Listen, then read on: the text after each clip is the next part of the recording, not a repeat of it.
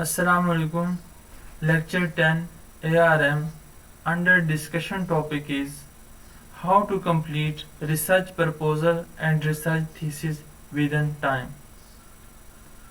आज हम हमारा जो टॉपिक है वो जर्नल डिस्कशन है और गाइडलाइन है उन स्टूडेंट्स के लिए जो कि अभी तक उन्होंने डिसाइड नहीं किया कि रिसर्च प्रपोजल और रिसर्च थीसिस को कंप्लीट करने के लिए या जो टास्क दिया गया है उसको विद इन टाइम किस तरीके से कंप्लीट किया जाए।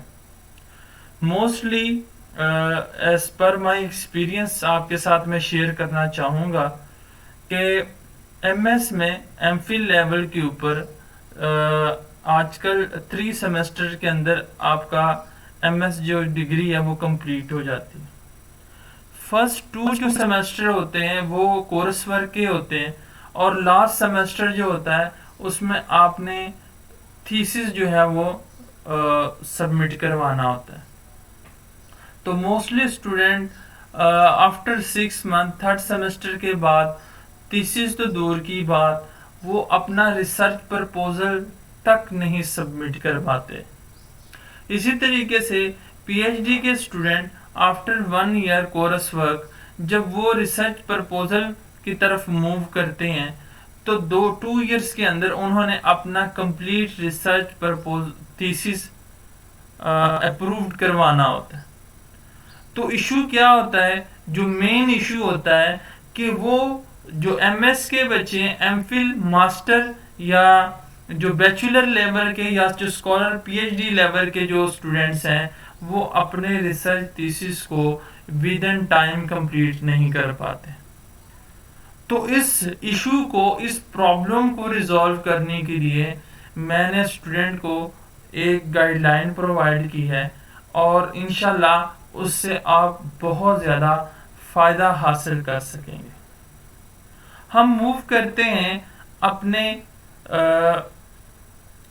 Pre plan about research thesis completion. Main thing जो है, जब भी आप अपना रिसर्च प्रपोजल साइनॉप्सिस या फिर रिसर्च थीसिस जब आप कंप्लीट करते हैं तो कंप्लीट आपको एक टास्क मिलता है, तो उसके लिए सबसे पहले जो सबसे इम्पोर्टेंट चीज़ है वो है कि आप प्री प्लान हर चीज़ को कर लें। यानी आप जो डिज़ाइन करें अपने टाइम टेबल को वो प्री प्लान वे से करें, अपने वर्क को डिस्ट्रीब्यूट करें डिफरेंट पीरियड्स ऑफ टाइम्स के अंदर।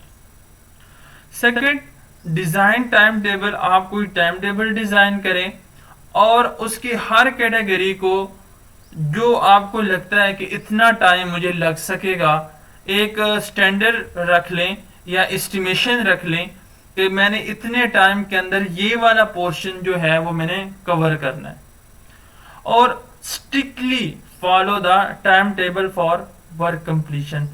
जब तक कि आपका जो टास्क है वो काम कंप्लीट नहीं होता उस वक्त तक आपने जो भी टाइम टेबल बनाया होता है आप उसको इम्प्लीमेंट करें अपने ऊपर। ये क्या होता है कि आप प्री प्लान हर चीज को करने के बाद, अब यहाँ पे मैंने एक एग्जाम्पल आपके सामने टाइम टेबल की बनाई है कि आप इस तरीके से कर सकते हैं। ये आपके ऊपर बेस करते हैं कि आप कितने डेज के अंदर अपने टास्क को कंप्लीट करना चाहते हैं और स्टडी की डेप्थ क्या है, उसकी विड्थ क्या है, मतलब कि आपने तमाम चीज़ों को देख के फिर ही टाइम टेबल को डिसाइड करना है और बनाना है, प्रिपेयर करना है। तो जिस तरह हमारे पास जो यहाँ पे है टोटल चैप्टर जो हमारे पास 5 है, हम उसको देख रहे हैं और ये रेफरेंसेस हैं। तो चैप्टर नंबर 1, 2, 3, 4 इंट्रोडक्शन है, 2 में लिटरेचर रिव्यू है, 3 में research methodology, data analysis and result, conclusion and recommendation है। और यहाँ पे हम फिर रेफरेंसेस देते हैं, साइटेशन देते हैं जहाँ से हमने आर्टिकल्स वगैरह से डेटा कलेक्ट किया होता है। अब आपने स्टूडेंट क्या करना है कि जो भी डेज हैं, मतलब कि आप एस्टिमेट करते हैं कि मैंने इंट्रोडक्शन का चैप्टर जो है अपना रिसर्च थीसिस को कंप्लीट मुझे मैक्सिमम 10 दिन लग जाएंगे, ठीक है। तो आपने 1 अगस्त से स्टार्ट किया और एंड डेट आपने रखी कि 10 अगस्त 2024 को मेरा ये वाला चैप्टर इंशाल्लाह कंप्लीट होगा। तो ये आपका एस्टिमेटेड है, और आपने एक्चुअल जो आपने परफॉर्म किया परफॉर्मेंस को बाद में कंपैरिजन करना है कि आया मैं कितना क्विकली फास्टली मूव कर रहा हूँ या मैं कितना स्लो जा रहा हूँ। तो ये आपको खुद अपने आप को एवेल्युएट करना भी बहुत इसमें मदद मिलेगी आपको एवेल्युएट करने में। चैप्टर नंबर 2 जो है, अब इसमें लिटरेचर रिव्यू, इसमें 7 डेज मुझे लगेंगे। तो 10 अगस्त से लेकर 17 अगस्त तक मेरे 2 चैप्टर्स हो जाएंगे।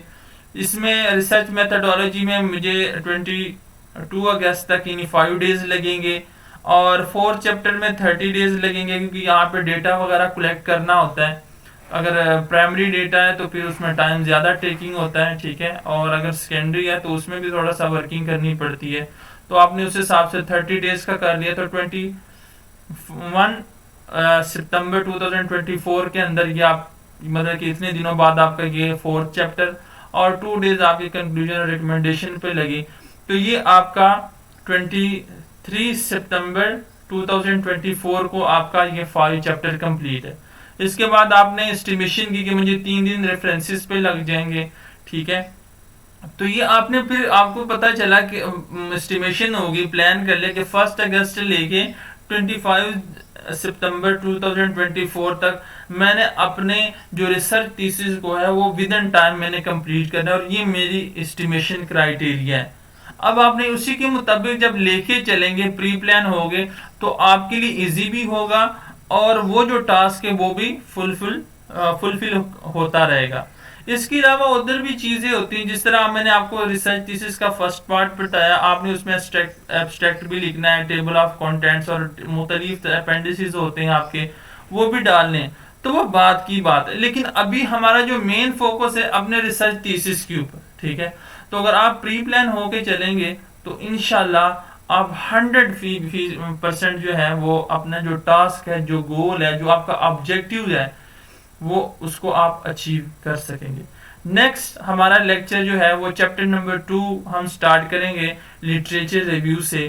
तो वीडियो जितने भी लेक्चर्स वगैरह हैं उसको आखिर तक देखें ताकि आप इससे फ़ायदा हासिल कर सकें, और मुझे अपने दुआओं में याद रखिएगा।